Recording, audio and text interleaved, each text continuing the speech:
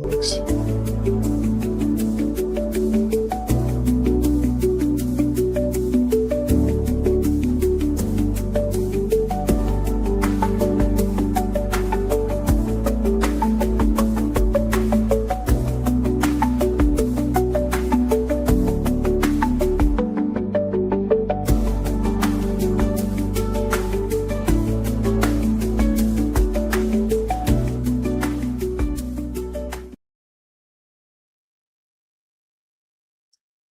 And away we go. So good morning, good afternoon, good evening, everyone, wherever you happen to be in the world today. Welcome one and all to Coffee Talk. It is time once again for Coffee Talk Live, where we will be having some discussion about what is going on in the world today. We'll take a look at some clips from the news and share a little bit of dialogue with those of you who are able to join us for the live portion. And if you would like to join the live portion, you can find us Monday through Friday at 2 p.m. Eastern Standard Time on YouTube on Coffee Talk and Prepper University. That's at Coffee Talk Live and at Prepper University. You can find me on X at Coffee Talk Chat, fistfulofradio.com, podcasting out of Atlanta, and Coffee Talk 2 on Rumble. Hopefully everything looks and sounds all right today. Yesterday, evidently, there was some kind of a video glitch. I don't know how it looks yet. I have it scrolling on a separate device so I can check now, because I've had that issue off and on. Audio has been better, but video got wonky a couple of times here. But we'll go ahead and get started. I've got Miss Kitty in the room. You can see her sitting in the chair behind me, keeping me company. And I'll go ahead and say hello to some of the people that have joined us in the live portion before we jump off here. I see Jeff is with us today. Bob, Brian, Jimmy, D'Lo, Nathan, JJ, Tuck, and Paul. Hello to you guys, and hello to everybody else who is watching or listening that can't or doesn't want to chime in. As we jump in here, I'm going to go ahead and I'm going to start where we left off yesterday, because I just wanted to emphasize on that really quick here. Bob says looks and sounds good today. Okay, looks and sounds better, or looks better anyways. And the audio yesterday wasn't bad, evidently, but the video had issues. And that's and I appreciate you guys sticking it out. And I know a lot of people are just listening; they don't see anything. But I wanted to present properly, for sure. But we were starting to read this yesterday, and it's the New York Post picking on the nonprofit here. It says nonprofit CEO who raked in $3 billion in Biden grants for migrant kid housing won $800,000 at high stakes poker, because he's a professional poker player. Evidently, that's what this guy does. He's a professional poker player. There he is, playing poker professionally. Even though he doesn't rank very high, he still plays professional poker. Big deal. I don't care about that. What I care about is him giving himself a 112% raise when he started getting money from the Biden administration for housing migrant children. And what I care about is that those children are missing. And that's really what ought to be focused on. He's under investigation currently under the Trump administration, who has removed any remaining children from his facility. Again, this person giving himself a salary here. His salary was $491,000, and he gave himself a raise, pushing his salary to $1,174,000 after getting these grants, which is a 112% increase. Him and all of his other executives, however many dozens of people that work at that facility, got massive raises as a result. And there is a lot of allegations about the facility, about sexual abuse, missing children, whatever. And it said, where are we here? The Trump administration has pulled the children out of the group's 27 shelters in Texas, Arizona, and California. It does not say either how many kids he has in placement or had in placement since his shelters have been evacuated by the Trump administration. or how many kids are missing. How many kids are missing? So, yeah, it calls into question a lot of things of what's going on here with this guy. Did he traffic these people? Did he ever have them in his shelter? I think Tuck alluded to that yesterday. Did you? That it's possible he could have, because undocumented, unattended migrant kids, you don't know if they exist or not. You just fill out the paperwork and collect the check, and you don't know if they're even there. And we're never there. And so they say, oh, yeah, we gave them to so and so, and then you can't document it because they can't track what happened to a lot of these kids. Maybe those kids were never there in the first place. And Marvel fan has joined us.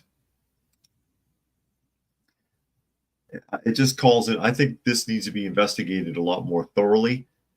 And him being a professional card player is beside the point. Who gives a shit about if he plays cards? I don't care how much he makes playing cards.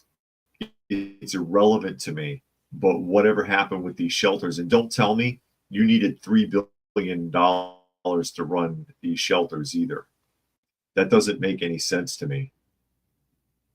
That doesn't make any sense to me. And he ranked what it goes on to say here.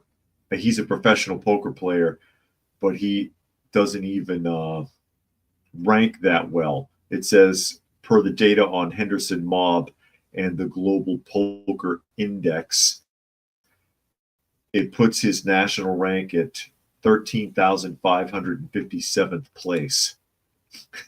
Yeah, that's pretty irrelevant. Pretty irrelevant. I see Helter has joined us as well as Dragon. Glad you could make it. Again, hoping everything is looking better today. It was really some weird pixelization was going on with the visual yesterday. And there you go. Tuck says, yeah, it could be traffic, could be non-existent, maybe some of both. Yeah, maybe. I just think that needs to be dug into a little bit more further, a little deeper than where they have gone with this so far. But at the very least, he's shut down. All 27 of his facilities have been closed. Anyone who was there has been relocated. The kids have been taken, whatever kids were there. And again, it doesn't say how many are there, how many have been there, or how many are allegedly missing. The article does not tell you any of that. And there you go. Marvel fan says so many of the Harris people have major issues that are never pointed out. Yeah, and Biden, of their people, there's a lot of problems.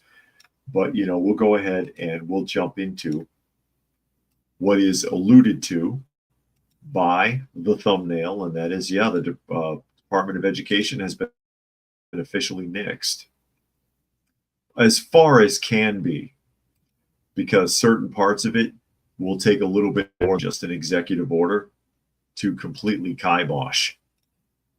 But we're getting there. What is this?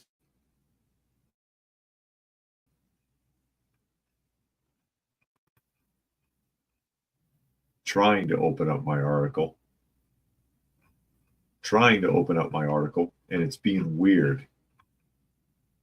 Let's try this again. Didn't want to open. It didn't want to open. But I did want to get to that. I did want to get to that article. And it's a USA Today article. And if it doesn't do right, I'll find it somewhere else.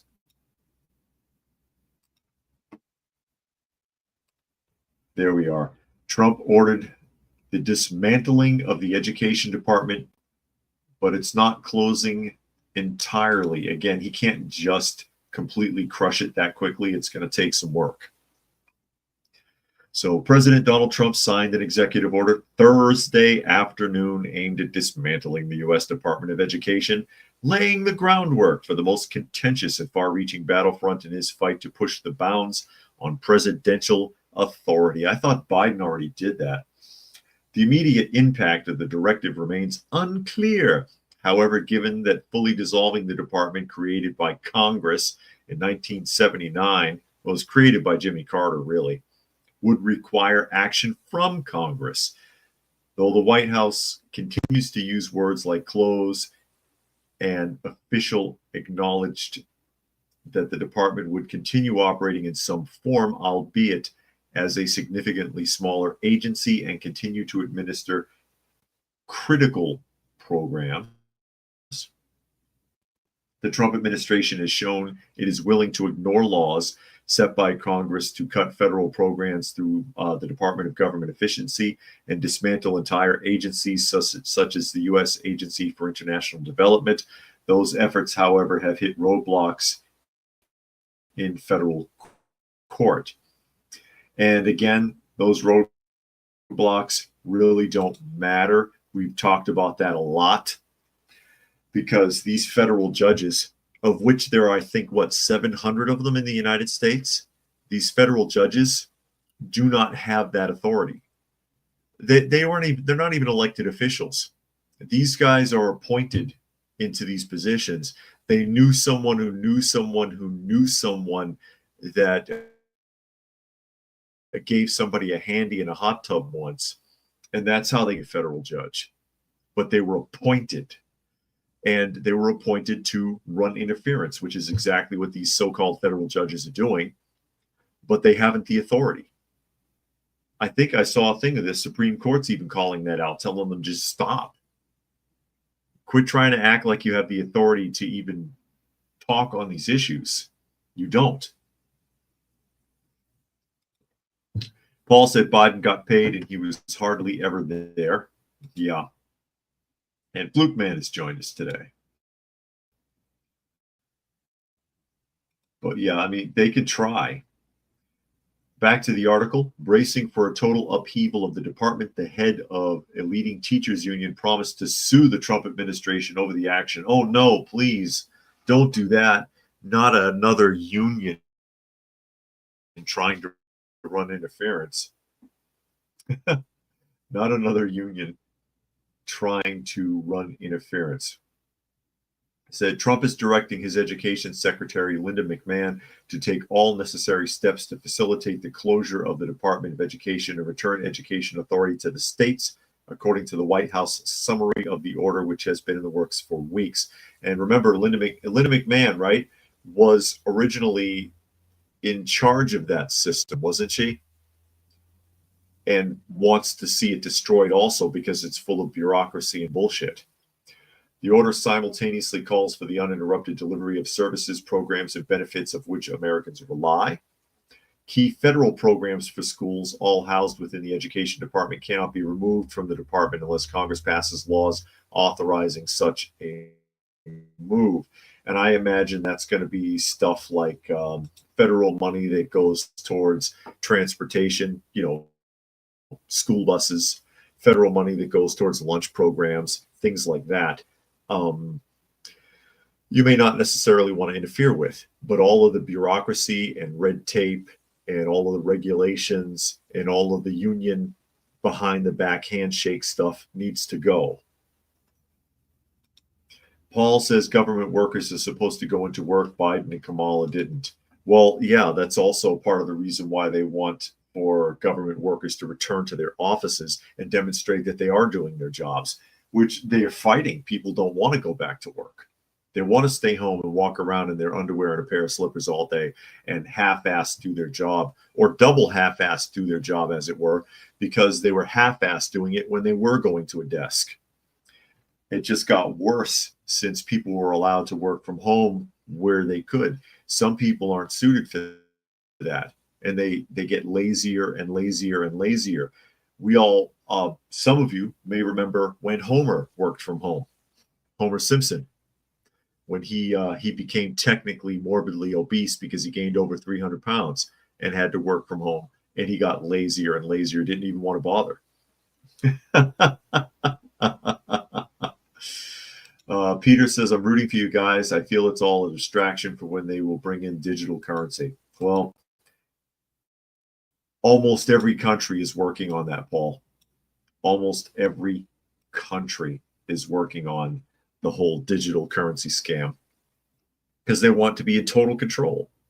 They want to be into, as if they're not already, as if they're not really already, since they can get into your banks, they can get into your paycheck, they can get into everything. So, I mean, it's really 6 of one and half dozen of the other. The fact that we have actual paper that you can, well, it's not really paper, it's cotton, but and in some places it's like a piece of vinyl. But yeah, we're on the cusp in the United States and a few other countries that still have fiat currency, but for the most part, it's all digital. And Brian says he had the Momo outfit in that episode, or the Moo outfit. That's right. And the theater bribed him with a giant sack of popcorn. I remember that episode. Fluke Man said the Simpsons sarcasm, not surprising, is very accurate. Sometimes it is. But yeah, people who work from home, they get lazy. Some of them. Some people, they do great. But a lot of people, somebody's got to be watching them. Somebody's got to be watching them. Again, makes me think of the Terry Tate office linebacker commercials I put up on the Hobby channel, which are hilarious. That's one of the best advertising campaigns they've ever done. Absolutely. Absolutely. But you want to cut into that bureaucracy, because then you end up with stuff like this. I'm going to show you this one here in a moment. I see Monkey has joined us today, as well as Raccoon. Says, I think I'm the only person who's never seen an episode of The Simpsons. Hey, it's okay. Maybe it's not for you. Maybe it's not for you. I don't know about modern Simpsons, but the older stuff I thought was interesting. This is an Albany Times article. Albany Times. This is the kind of crap you got to deal with when you're talking about federal money. Okay? State and federal, especially in the Department of Education. It says Hudson Valley yeshivas expect loss of status, state funding over education standards. Now, a yeshiva is a Hebrew school. Traditional Orthodox Jews, under no circumstances, would let one of their kids go to a public school. There's no freaking way. So they put their kids in a private school called a yeshiva that has an emphasis, as well as standard education, also on religious education. So they learn the Torah and they learn whatever else they got to learn in the yeshiva. They're not going to send their kids to public school, and I don't blame them. I saw plenty of yeshivas when I lived in Boston, because Boston has a large Jewish community. So they get subsidized for the school lunch program and for transportation, school buses. And now New York is trying to pull that out from under them, because they want them to, they're not going to teach the socio-political bullshit that's taught in public school. And now the New York's trying to pull the rug out from under them, and they're like, we don't care. So 6 yeshivas have been told, hold on a second, try to keep that from bouncing. 6 yeshivas have been told that they are no longer legally considered schools, as the state education department begins to enforce regulations designed to ensure every student receives a sound basic education. And considering, again, that per student, New York pays per student more than any other state. It's got the highest per student fee that they charge to taxpayers and they charge to the federal government. And their failure rate is pretty damned high on the state scales. Okay. It says in the last month, the state education department sent letters to 6 yeshivas in all in New York City, directing every family to enroll their children elsewhere. The schools will also lose the state funding. The funding helps the schools with meals and transportation, which is what I was saying. Leaders are expecting similar actions at yeshivas in Orange and Rockland counties, but have not yet heard from the education department. Now, quote, and this is from Rabbi Abraham Avraham. It should be. It says Abraham, but in Hebrew it would be Avraham. So Rabbi Avraham Klein, who is the spokesman on behalf of the schools, we're not going to let inspectors in. We're not going to teach what you want us to teach. And if we're cut off, then we're cut off. They don't care. They don't care. So, and I don't blame them, because I wouldn't want to be involved in that either. That is why they have always maintained independent schools, not Saturday morning Jews, as it were. People who say they're Jewish, but they don't practice, they don't care. But Orthodox, they don't want their kids in public school because they consider it to be contamination. And I agree. I think it's contamination. I don't think any kid should have their kid in public school the way they're being run. I'm not mad at them. And I know there's somebody who's going to say,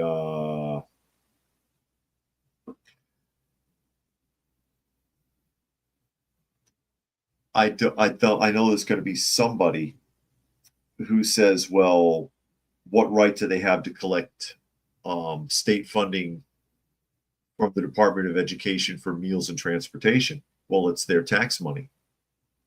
And their tax money also goes to those public schools, to people who work or have businesses. So what's the difference?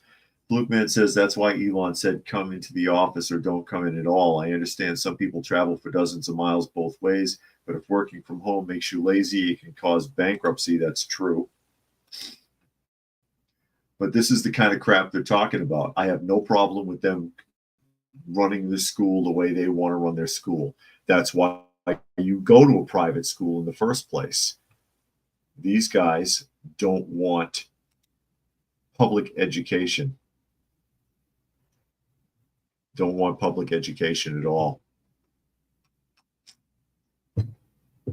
And Paul, don't mix up the Israeli government with practicing Orthodox, because the Israeli government does not. I would not say that they follow the Torah, but you know what I mean. If you follow my meaning.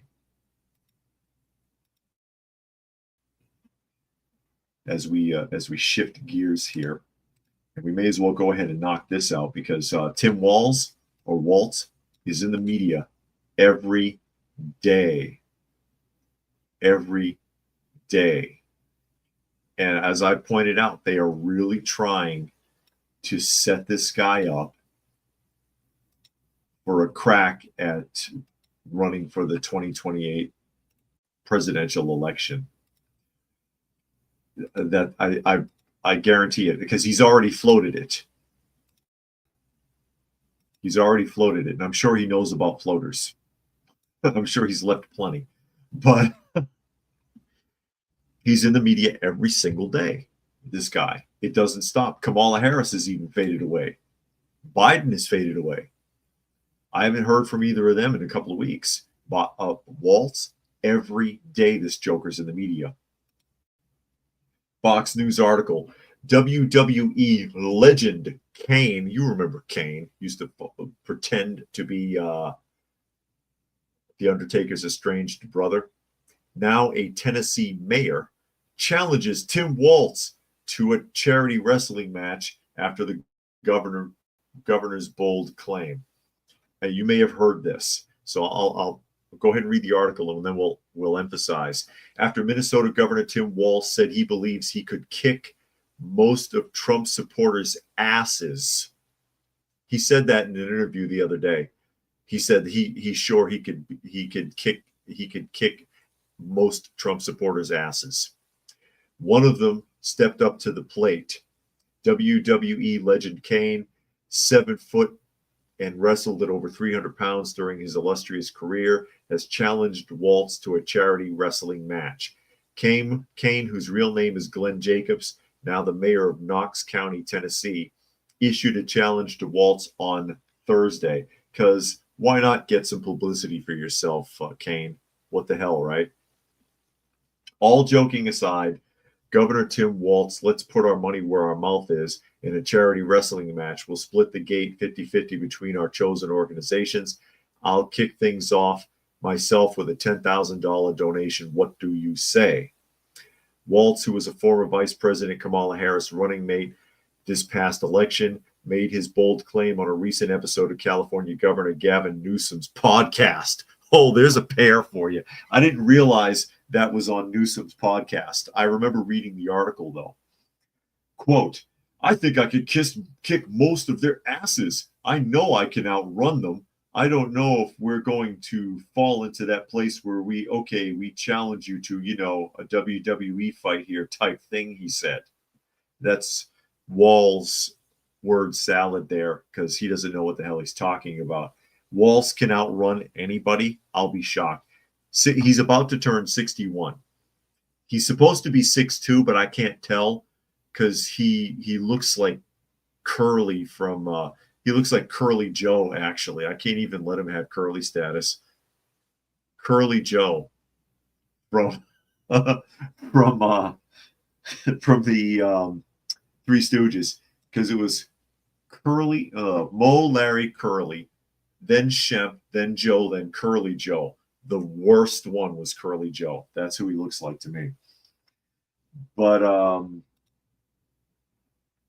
okay, Tim Walz. Tim Walz is not in any kind of shape. Tim Walz looks like a marshmallow. 6'2", I can't tell. I can't tell he's 6'2". That would make him a little taller than me because I'm like 6'1". And I can't picture it because he looks like a schlep. He's almost 61. He looks every inch of it. He looks every bit of being older than his 60s. He does not look like he's in good shape. He doesn't look like he can fight. I don't care if he was in the National Guard. He couldn't load a shotgun. He walks slow as death. He's not outrunning anybody or just openly beating up anybody. That's all bravado. And don't think a match like this couldn't happen for charity. Because remember, WCW did it with Jay Leno, and Jay Leno looks like a marshmallow too. Even then. Incredible. And P. Francis says, what? Love your breakdown. Thanks. Okay. Well, glad to see you. JJ says, please let it be a no-holds-barred cage match. And Cyberjack Sr. has joined us. Yeah, they need to, put him in a UFC match. Walz can't fight. I don't want to hear it. He can't fight. He's obviously not in shape. He's not running anywhere. He's not outrunning anyone. He's not beating anyone up. That kind of bravado is just unnecessary. Although it doesn't surprise me he was on Newsom's podcast. I'll put that up, Luke, man. I don't think I can read it. And yeah, some people can be rude. It depends. Some can be. I'll give you that. Sect of Orthodox, because there's more than one. There's more than one.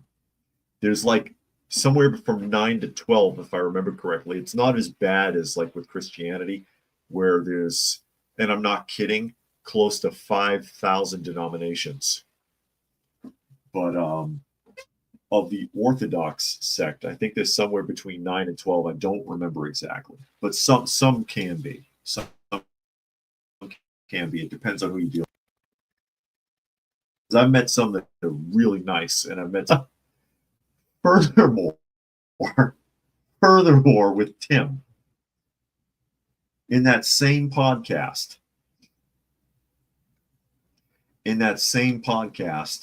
excuse me, he made fun of Tesla.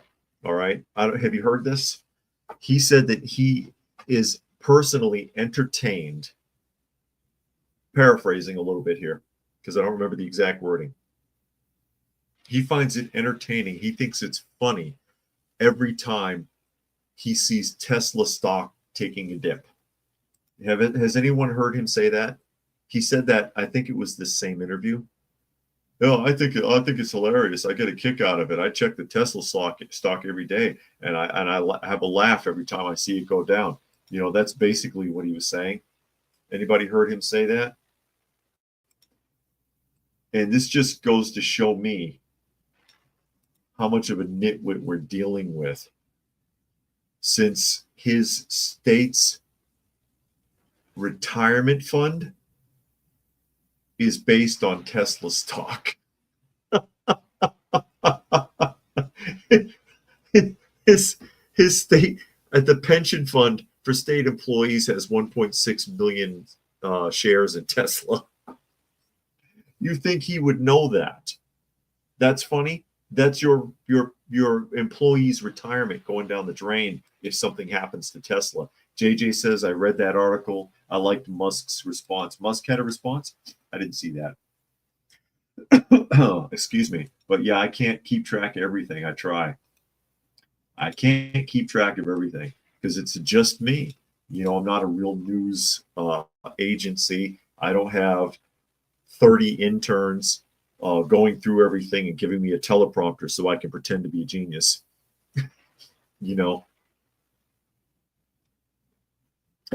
So you get a little bit more of an honest response out of me than if nothing else. But yeah, I'm already worn out with this Joker, and I'm starting to feel like I'm going to be seeing him in the news every day for the next 4 years while they try to prop him up for a possible run at 2028 against whoever, against the current vice president, perhaps, who already smoked him in the debates last time. Who already smoked him the last time when they had the vice presidential debates. He made Waltz look like a bad kid who got caught with his fingers in a jelly jar. Excuse me. JJ said Musk said something about looking at who's in the White House when he needs a pick-me-up. Yeah, there you go. There you go. But again, I'm already worn out with this guy. At the very least, as I pointed out, haven't heard much out of Harris. They mentioned trying to run her for governor of California, which would be a disaster. Biden got picked up by some management group for public appearances or whatever, but they haven't done a thing with him. He probably can't do it. But Waltz, I just can't see it. I don't think anybody takes him seriously, not even from their party. And Monkey suggests if JD runs for president in 28 and wins, he'll be the 9th Ohioan that has become president from that state. Interesting. So we'll get out of that. We'll get into some corruption. Let's look at some government corruption. Politicians being corrupt? Holy crap. You don't say. National Review article. Ethics watchdog demands probe into Florida Democrat over a $5.8 million COVID payment. Oh, no. And that's Representative Sheila Scherfulis McCormick? Am I pronouncing that correctly? Conservative watchdog is demanding that the Congressional Ethics Office extend its investigation into Representative Sheila Scherfulis McCormick, Democrat, Florida, whose 2021 income increased after a Florida agency inadvertently overpaid her health care company by more than $5 million in funds, which she then allegedly used to finance her first ever congressional campaign. Oh, that's really convenient. So she worked for a healthcare company. They overpaid the healthcare company by accident, rather than exposing that and saying, hey, we got this money that wasn't intended for us, or what do we do with this funding? Hey, I think you made a mistake. We need to return this extra money that you overpaid. She put it in her pocket and used it to run for her campaign. That's nice. That is nice. Flukeman said Tim's saying he can kick ass because he knows his security service won't allow him to get into a fight. Like when Biden got into the face of a man about gun rights, said he'll take him outside. Yeah, that guy was from one of the coal plants, I think, right? And he said, "You want to step outside?" Biden's not going to fight with anybody. There's no way. There's no way. Where are we here? The Foundation for Accountability and Civic Trust submitted its inquiry urging the Office of Congressional Ethics to look into Sherfilis McCormick, who remains the subject of a House Ethics Committee investigation. So she's already under investigation. The Congressional Ethics Office conducted a report, but the committee has yet to act on the findings. It is the Office of Congressional Ethics' duty, this is a quote, to ensure that federal law and ethics rule are applied to each representative. The letter dated Monday reads, the evidence in this case quite clearly demands an investigation to determine whether Representative Sherfilis McCormick violated House ethic rules and federal campaign finance laws. In late December, and this is a reminder, the Florida Division of Emergency Management sued Trinity Healthcare Services in an attempt to recover the $5.8 million in overpayments mistakenly made during the pandemic. The state agency hired Trinity in 2021 to help with vaccine registration. Really, we need somebody to do that? The agency accidentally sent a payment 100 times higher than the original invoice due to a series of clerical errors. Instead of $50,578.50, Trinity received $5,057,850. Additional errors brought the total to $5.8 million. Somebody added an extra zero somewhere. That's brilliant. So let me see here.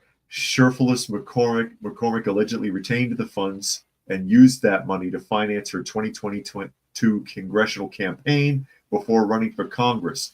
Sherfilis McCormick resigned as the chief executive of Trinity. The company is based in Miami, Florida. Her 2021 income increased by more than $6 million compared to the prior year, suggesting she may have pocketed those funds to boost her largely self-funded campaign. In fact, according to Federal Election Commission records, she loaned her campaign more than $6.2 million. Nearly $4 million of the total came after the first $5 million overpayment. Okay, so she discovered the clerical error, gave herself a raise as the chief executive, $1 million raise, and then used that money, loaned that money to herself through her campaign to run for Congress. I think that's pretty cut and dry. I don't know why they're dilly-dallying on the investigation. Paul says that's a stealing if a bank did it. JJ said, clerical error, my ass. She's got someone on the inside. Could be. Marvel fan says, we'll have excuses like a few friends of mine got checks for a large amount for tax returns, then cashed them months later to try to play it off. Very stupid. You've got to be careful with that. When they come back on you, that's all very, very suspicious. The raise alone. The raise alone should be suspicious. Incredible. Absolutely incredible. How about some more corruption from politicians? I love these corruption articles. You can't trust none of them. It's crazy. And again, every time I read one of these articles, the lawmaker is a Democrat. She was a Democrat. I believe this one is too. As we jump in here, this is going to be a Fox News article. Husband of former squad representative Cori Bush charged with wire fraud linked to COVID relief funds. There's another one. More COVID funds. The husband of a former U.S. Representative Cori Bush, a Missouri Democrat, yeah, there it is, has been charged with defrauding the government after allegedly accepting $20,000 in payments from the pandemic-era Paycheck Protection and Economic Injury Disaster Loan Programs, according to the Justice Department. Courtney Meredith, St. Louis, falsified details about his purported business to obtain loans from the Small Business Administration. He was charged with 2 counts of wire fraud. And is that him? That's him with his wife. That's Cori Bush, and that's him. Not a very attractive woman. Not a very attractive woman. Not a good-looking guy either, for that matter, I'm being honest. Mr. Meredith intended to plead not guilty to the charges, according to Meredith's lawyer. As with any indictment, this is only the government's version of the story. We look forward to litigating this case in federal court. Good luck. Meredith repeatedly, or is it Merits? It's Merits, excuse me. I was pronouncing that incorrectly. Repeatedly applied for business loans for a company he said he operated while also allegedly misrepresenting his revenue and number of people that he employed. On July 2020, application for a loan was rejected because it was nearly identical to the one that he submitted previously. Meredith was indicted a year after the Justice Department opened an investigation into Bush, a former member of the squad, over Camper because, yeah, she got into trouble for misappropriation and other things as well. Bush was defeated in the primary last year amid controversy over her criticism of Israel. The so-called squad Bush formerly belonged to is an informal group of progressive lawmakers in Congress. We know that. AOC, Ilhan Omar, Anya Presley, Rashida Tlaib, and they're the only ones left, actually. Everybody else that's been in the squad has gotten into serious trouble or lost in the previous election.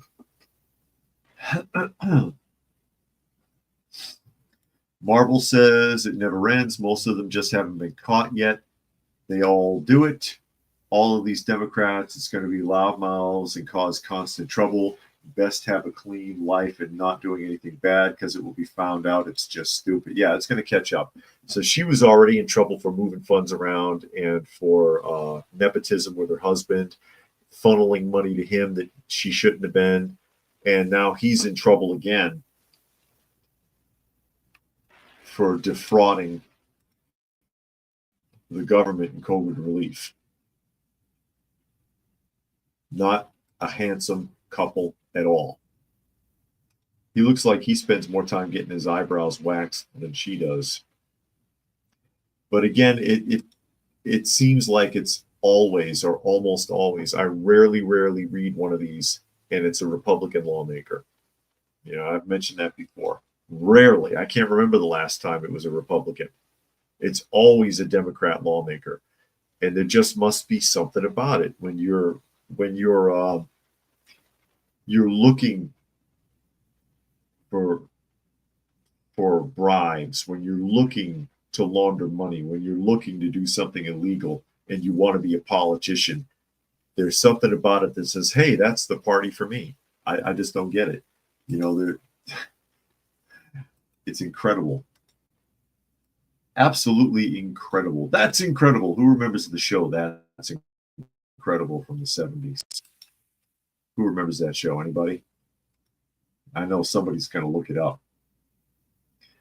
This article is from Animal Planet, but I just thought it was interesting. While we're talking about money that's missing and corruption in government, this is more of a world organization. JJ says they remember. That's incredible. 41 billion in climate funds is missing from the World Bank. Oh no, where did it go? I don't know. Ask Governor Newsom. A staggering 41 billion in climate funds is unaccounted for, and the World Bank is under fire for its questionable record-keeping practices. With such a large amount of money at stake, questions are being raised about the impact on vital environmental and wildlife conservation projects. Could the lack of transparency and oversight undermine efforts to protect our planet's most vulnerable ecosystems? Okay. The World Bank is facing mounting criticism over its handling of climate finance, with a recent report from Oxfam raising alarming concerns. While the bank claims to have distributed $42.6 billion in climate funds in 2024, Oxfam's finding suggests that up to 41 billion of that money is untraceable. The discrepancy has sparked widespread debate over accountability and the effectiveness of climate funding. What the hell does that money go to, anyways? This is the trick. So they claim, World Bank says, oh, well, we dispersed $42.6 billion, but they only have receipts for $1.6 billion in payments. So where's the other $41 billion? They don't know. We paid it to somebody. It had something to do with climate. Don't worry. You can trust us. You can trust us. $41 billion is missing. And that's why I made the crack about Governor Newsom, because that's what they did. $7 billion in homeless relief that there's no accountability of. Oh, they didn't keep any receipts. They didn't track it. They don't know where it was spent. The $30 billion worth of unemployment money that's missing. Another 30-something billion in COVID relief money that's unaccountable in California. The 34 billion they claim was hacked by the Chinese government. And this is what that sounds like, the World Bank. Oh, we swear we spent 42.6 billion on climate projects, but yeah, here's some receipts. Here's 1.6 million worth of receipts, and we'll keep scrounging around to see if we can find anything. Oh, JJ remembers a water skiing squirrel from That's Incredible. That sounds familiar. I used to watch that when I was a little kid. Marvel fan says was always awesome stuff being shown before internet. Only way you would see it. That's right. Marvel fan wants another Austin Powers movie. Paul says it was a scam to make people poor and they should be made to pay it back. If they can't demonstrate how that money was spent, it needs to be returned, but good luck. Good luck. Lucky wants to know if you missed anything. You missed Tampon Tim, Lucky. Tampon Tim threatening Trump supporters. He says he can beat the shit out of half the Trump supporters in the world. He can whip their ass. He said it on Governor Newsom's podcast. He can whip their ass. I can whip your ass. I can whip their ass of almost any Trump supporter, and I can outrun them too. He said that. He said he could outrun them in a race. Timmy, I'm gonna. He sounds so adolescent. It's like a kid in like elementary school in like third grade. I can kick anyone's ass on the playground, and I can run faster than you, and I can run faster than you. I'm not going to do it today though because I got a cramp. I can eat more pizza than you can. My dad's bigger than yours. I can chew more gum than you. Oh my God. This guy. I'm not a virgin.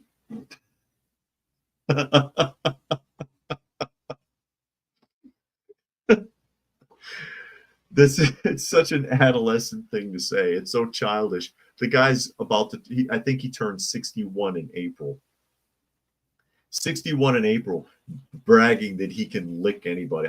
I'll beat you up.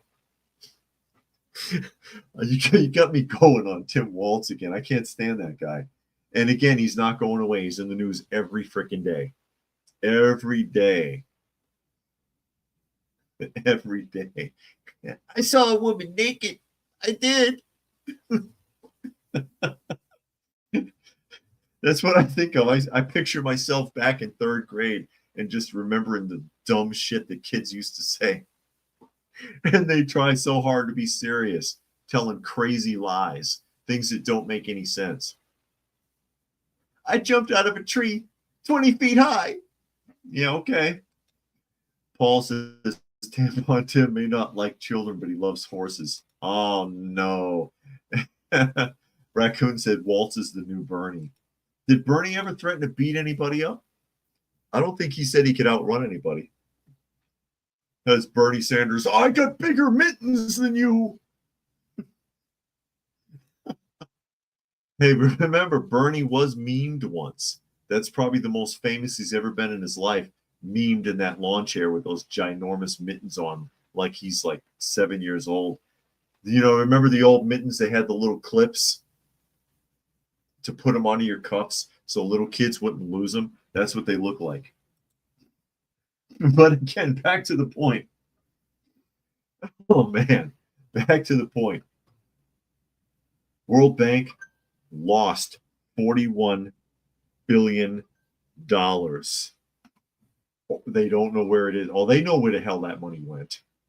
They know damn right well where that money went. I don't believe the World Bank for a minute. I think something dirty's going on.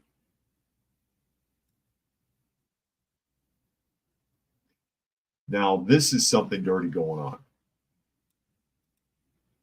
This one right here, back on a serious note. Hey, Miss Kitty, you waking up, honey? Hi, dear.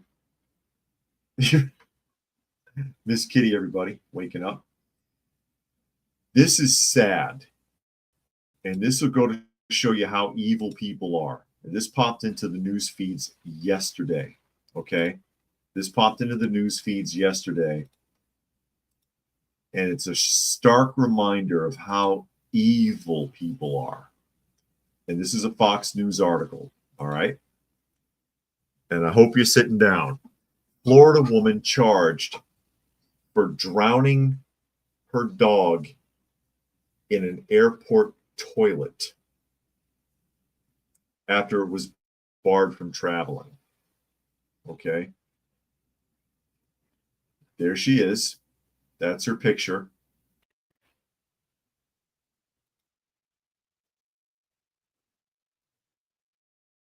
Drowned her dog. A woman accused of drowning her dog in the bathroom toilet at the Orlando International Airport after she was told it would be unable to board has now been arrested. Orlando Police Department told Fox News Digital the incident took place December 16th when officers were dispatched to the airport after receiving reports from staff who came across the dog in the women's restroom. Based on the investigation, police said that a warrant was issued for the arrest of the dog's owner for aggravated animal cruelty, which is a third-degree felony. And if you're wondering why it took so long, it's because she was getting on she was going on an extended vacation overseas. So basically, they were waiting for her to come back. I think this is the mugshot that you were looking at. That's a different photograph. This is the one you're talking about, right down here. Tuck, you saw this story?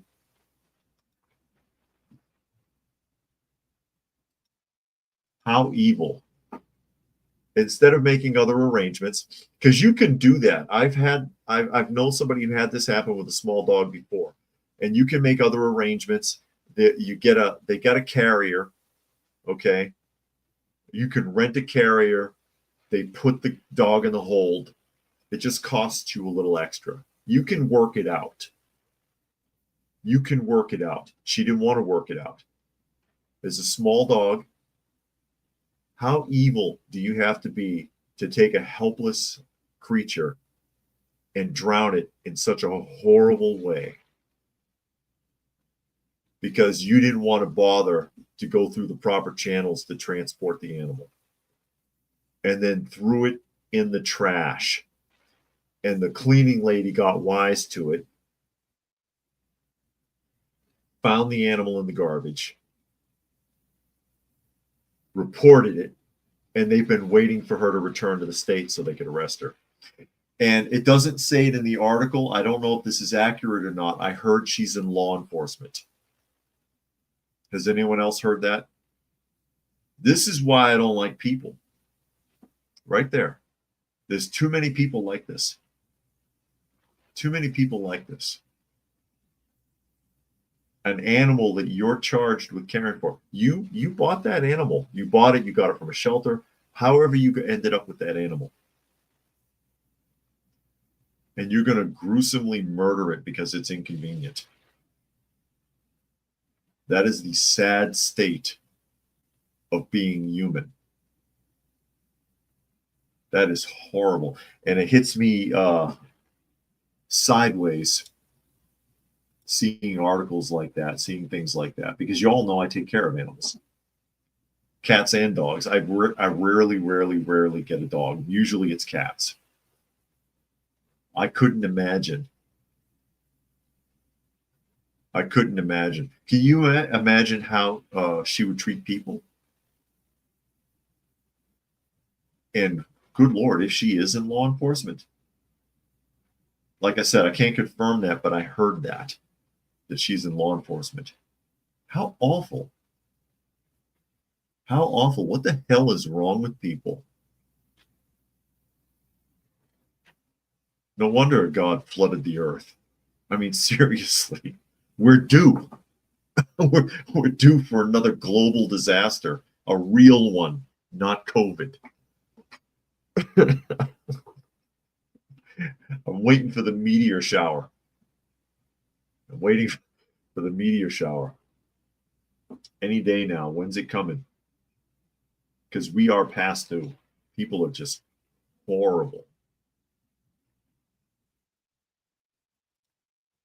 Paul says he has a T-shirt with Chinese writing that says, "I hate people." Yeah. And I've said it before. The thing with animals, this kitty here, any of them, they like you or they don't. No pretending, no games, no motives. They like you or they don't. That's fine. I wish people could be like that. Like me or don't. Don't play games with me. Anything that an animal does, it's instinct. They don't do things to be cruel necessarily, you know. It never surprises me, unfortunately.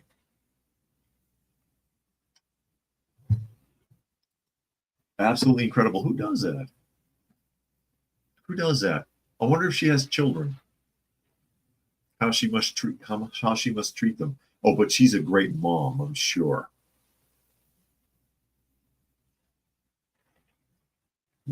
I'm sure. Paul loves cats. Yeah, I love them too. But like I said, dogs too. I rarely come across a dog. We used to see more of that in South Carolina. People would go when hunting season would open up. People would abandon their dogs out there. I've even found them leashed to trees because they got a dog to go hunting with because they thought it would be cool, and then they ditched the animal. It's freaking awful. Usually we find cats out here. Marvel Fan wants to know about the next live. Well, tonight would be the weekly roundup. If we do a live, it'd be tomorrow night on the hobby channel. So we'll take a look at the debt clock real quick. Let's go ahead and wrap that up and see where we are at. It ought to see a real big jump here shortly with the Department of Education starting to be unraveled. Here comes the debt clock. Debt clock, debt clock. No, that would be Death Clock. Who remembers Death Clock? That show was stupid. Doge currently projected savings $226 billion. It looks like it'll hit 227 by the end of the day. And the national debt, it's still ticking quickly, but it's going a lot slower because this third column where you get into the millions right here used to spin up about as fast as the second one. So it's slowing down. That's good. That's what we like to see. But with that, we are at the top of the hour. So I will go ahead and start signing off. Again, you are listening to and or watching Coffee Talk, and you can find the live portion Monday through Friday at 2 p.m. Eastern Standard Time on YouTube on Coffee Talk and Prepper University. You can find me on X at Coffee Talk Chat. You can find me on fistfulofradio.com, podcasting out of Atlanta. And you can find me on Rumble, Coffee Talk 2. So thank you, everybody, for joining us here today. As always, hope you got something out of the conversation. And we will catch you again on Monday.